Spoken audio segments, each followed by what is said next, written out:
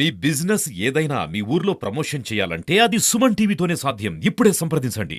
Print and electronic media ప్రతినిధులందరికీ నమస్కారాలండి. ఈ రోజు ఈ మీడియా సమావేశంలో నాతో పాటుగా ఎస్సీ కార్పొరేషన్ మా కార్పొరేషన్ డైరెక్టర్ పురిమిట్ల కుమారి గారు, అలాగే పొన్న యుగంధర్ గారు, అలాగే బాబు గారు, అలాగే SC corporation executive director Chennaiah garu అందరూ పాల్గొంటూ ఉన్నారు.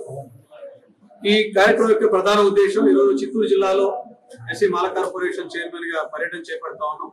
ఎస్సీ కార్పొరేషన్ యొక్క కార్యకలాపాల మీద సమగ్రమైన ఒక సమీక్ష నిర్వహించడంతో పాటు అలాగే ఇక్కడ ఉన్నటువంటి సామాజిక వర్గంలో ఉన్నటువంటి మాల సామాజిక వర్గంలో ఉన్న పెద్దల నుంచి యువత నుంచి వాళ్ళు ప్రభుత్వం నుంచి ఏం ఆశిస్తా ఉన్నారు, ఎలాంటి స్వయం ఉపాధి రుణాలు అందిస్తే ఈ ఎస్సీ మాల కమ్యూనిటీలో ఎక్కువగా స్వయం ఉపాధి పెంపొందించు ఆ విధంగా వాళ్ళని ఆర్థిక స్వతంత్రం చేయొచ్చు అనే ఉద్దేశంతో ఈరోజు పర్యటించు వారి ద్వారా ఒక విలువైనటువంటి సూచనలు కూడా తీసుకోవడం జరిగింది. పెద్దలందరూ కూడా దీంట్లో పార్టిసిపేట్ చేశారు, విలువైన సూచనలు అందించారు.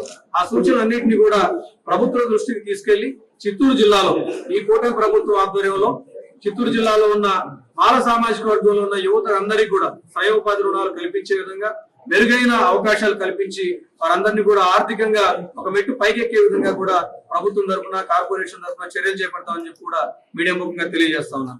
అలాగే ఈ ప్రభుత్వం వచ్చిన తర్వాత సాంఘిక సంక్షేమాన్ని ప్రధానంగా తీసుకొని ఈ రోజు పనిచేస్తా ఉంది. ఈ రోజు జిల్లాలో ఉన్నటువంటి హాస్టల్ రిపేర్ కోసం దాదాపు 12 కోట్ల రూపాయలని ఈ రోజు ఎస్సీ కార్పొరేషన్ తరఫున డిపార్ట్మెంట్ నుంచి కేటాయించడం జరిగింది. టెండర్లు పిలిచారు, వర్క్స్ కూడా జరుగుతూ ఉన్నాయి. రాబోయే రోజుల్లో అధికారులందరూ కూడా సమన్వయం చేసుకుంటూ ఈ రిపేర్స్ అన్నిటి కూడా ఫినిష్ చేసి ఇక్కడ ఉన్నటువంటి విద్యార్థులకి హాస్టల్స్ అన్ని కూడా అమల్లోకి వచ్చే విధంగా వారికి అందుబాటులో వచ్చే విధంగా కూడా చర్యలు తీసుకుంటామని చెప్పి కూడా అధికారులు తెలియజేస్తున్నారు. తదనుగుణంగా వారికి కూడా తెలియజేస్తా ఉన్నాం. వర్క్స్ అన్ని కూడా త్వరితగతిన పూర్తయి రానున్న అకాడమిక్ ఇయర్ నుంచి విద్యార్థులందరికీ కూడా అందుబాటులో ఉండే విధంగా చేయాల్సిందే కూడా వారికి తెలియజేశాం. అలాగే 2024-25 యాక్షన్ ప్లాన్ లో భాగంగా మనకి ఎకనామిక్ సపోర్ట్ స్కీమ్స్ ద్వారా దాదాపు 1000 ఎకనామిక్ సపోర్ట్ స్కీమ్ యూనిట్స్ ని అందించడానికి కూడా ప్రణాళికలు సిద్ధం చేశాం. రేపు రెగ్యులర్ బడ్జెట్ తర్వాత మరికొన్ని ఎక్స్ట్రా ఇంకా యాడ్ అయ్యి ఇంకా ఎక్కువ లోన్లు కూడా ఎకనామిక్ సపోర్ట్ స్కీమ్ ద్వారా అందిస్తామని చెప్పి కూడా ఈ సందర్భంగా తెలియజేస్తాం.